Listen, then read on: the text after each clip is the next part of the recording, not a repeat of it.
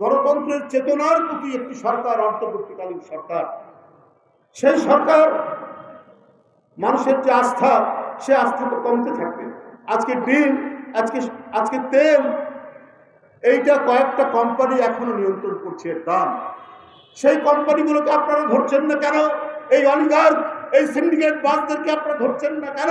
কেন ডিমের দাম এখনো আকাশচুম্বী থাকবে? কেন সোয়াবিন তেলের দাম এখনো আকাশচুম্বী থাকবে? এই যে নিম্ন আয়ের মানুষ, এই যে কৃষক, অটোরিকশা চালক, এই যে সিএনজিওয়ালা, তারা তো এখনো আগে যেমন খেত এখনো তাই খাচ্ছে। কেন এই পরিস্থিতি হবে? এখন তো মানুষ একটু সুখের মুখ দেখবে।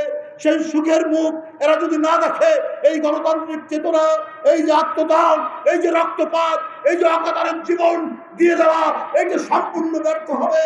আর কয়েকটা আপনার সুখে থাকা উপদেষ্টা এসে বড় বড় কথা বলবে, আর তারা নিজের মতো করে যা ইচ্ছা তাই করবে। এইটা চলতে দেওয়া যেতে পারে না।